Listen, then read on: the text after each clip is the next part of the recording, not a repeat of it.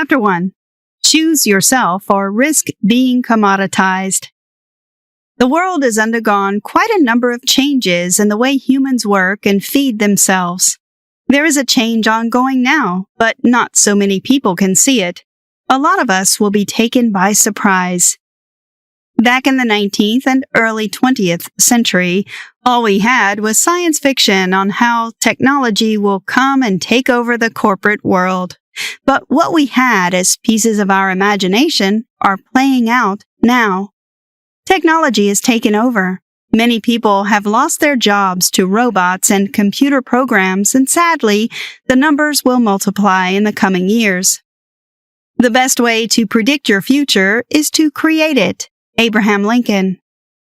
You can do either of two things with this information. Believe it is a complete lie and remain where you are while your job is being slowly commoditized, or be proactive and choose the life you want by taking the artist-entrepreneur path to becoming creative and innovative with the skills and talents you have. If you don't want your job to be handed over to a machine while you're sent home, then you have to choose your path, and if you don't, life will choose a path for you. If you're interested in creating the life you want, then welcome on board. This summary is packed with actionable tips and advice to help you. This is not some random self-help tidbit on the shelf that tells you believing in yourself is the only key to success. Choose Yourself was born out of James Altucher's experience in the entrepreneurial world. Altucher started 20 businesses. 18 of them failed. He went bankrupt countless times, but rebounded and built a thriving career using the principles you're about to learn. It doesn't matter how many times you failed. Success will be yours if you decide to choose yourself and keep pushing. Remember, failure is part of the success equation. Chapter 2. Overcome rejection and live the life you truly want. Many motivational speakers and self-help books will tell you rejection is good because it shapes your life and prepares you for success. This may be true, but it doesn't dismiss the fact that rejection is painful. It hurts badly to be rejected when you expect to be accepted. In many cases, rejection leaves in us the rejection pill, a seed that makes us strive for the approval of others. The rejection pill is something you need to overcome. You can't continue basing your happiness on what another person thinks of you. Run a quick check on your life. Do you dress because of what someone out there might say? Why did you take the job you currently have? Who chose your career path for you? You have to be certain your actions aren't because you need some sort of approval, but because you love what you're doing. That's it. That's the key to choosing yourself. Do only what you love doing. This isn't some motivational talk about choosing career paths. Doing what you love goes way beyond that. It cuts across your thoughts, the books you read, the places you go, everything. Listening to your inner self and doing only the things you truly want is the key to success. Here's a bitter truth. Nobody out there cares as much about you as you. Everyone is busy living their lives, and so should you. Just try to make life comfortable for you and the people dearest to your heart. In the end, it's what you do for yourself and the people around you that truly counts. Sometimes our lives become hard after facing too many rejections. At such points, we easily get anxious about many things, especially our terrible past. But here's what you can do. When that overwhelming feeling of anxiety and worthlessness comes again, use the time to list out all your rejections, and then think about how you're grateful for them. The thing about life is that every experience leaves us with lessons we can draw positivity from. So focus on those positive things you're grateful for. Chapter 3. Practice keeping your entire being healthy. When we talk about health and sickness, people often think only of the physical body. We seldom consider our emotional, mental, and spiritual bodies as important as the physical body, but all four bodies need to be healthy for you to live a happy and successful life. For example, if you're sick mentally, there is no way you will go to the office and carry out your duties as effectively as you should. Same thing applies when you're down spiritually and emotionally. Now, a lot of our daily practices over time have added up to make us unbalanced in all four areas. Consequently, to regain balance, we need to take it a step at a time. One change a day. James Altucher calls this the daily practice. When anxiety overwhelms you like a flood, don't try to fight it. Recognize the feeling, then shift your mind to positive thinking. Focus on the things you're grateful for, and your anxious feelings will begin to die down. Some daily practices for the physical body. Exercise daily. Something as simple as taking a walk will do. Drink at least 8 glasses of water daily. Have 7 to 9 hours of sleep per night. Skip the night meals. Some daily practices for the emotional body. Stay away from negative people. They will pull you into negativity. Always associate yourself with positive books, people, movies, and other forms of entertainment. Fall in love. Surprise a close friend. Talk to someone you can trust when you feel down emotionally. A good daily practice for the mental body is to think up creative ideas. The goal is to give your mind hard tasks to keep it busy. For example, think of 10 new business ideas, 10 ways to prepare a healthy meal, 10 ways to say, I love you.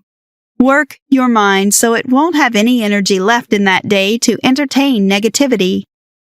For the growth of your spiritual body, learn to live in that present.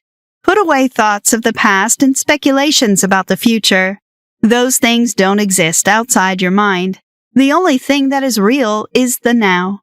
Focus on it and learn to make every moment count.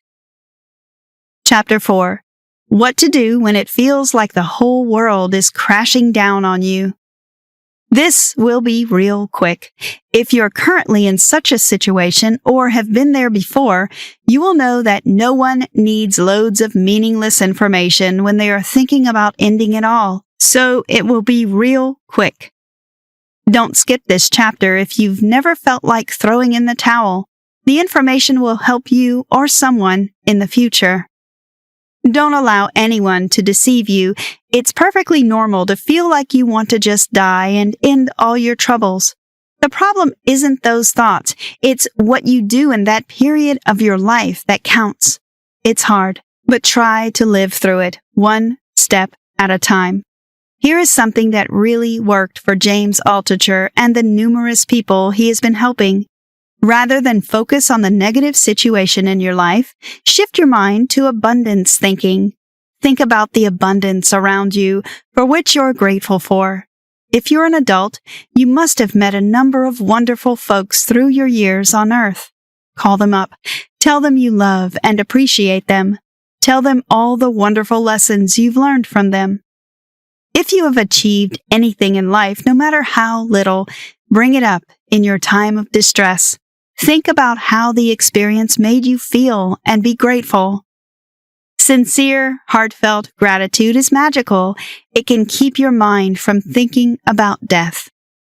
You can also volunteer. In this situation, you're probably thinking of yourself as useless and consciously refusing to make any good use of your time. You need to pull yourself out of this situation, else you won't help having negative thoughts. Go out there and do something people will appreciate. Volunteering is one of the best things you could do. Exercise daily. Let's face the truth. This will be a hard one, but you've got to keep your body and soul together. Take a walk around your neighborhood or any other relieving exercise you feel like doing.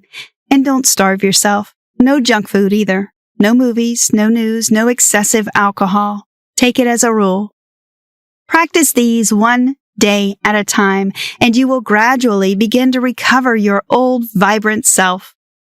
When it is all finished, you will see it was never random.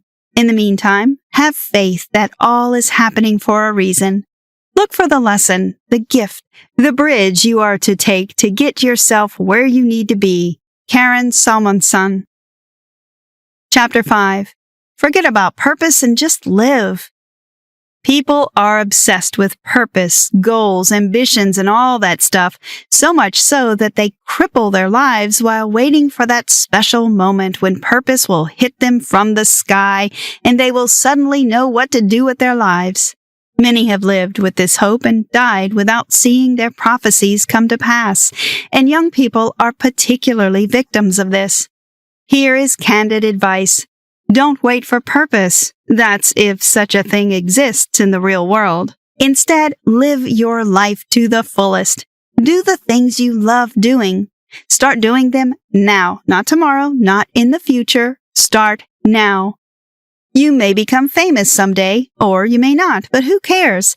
If you'll have to choose between happiness and popularity, wealth, abundant sex, and all those pleasures, which will it be? If happiness is your goal, then don't postpone it. You're long overdue for it.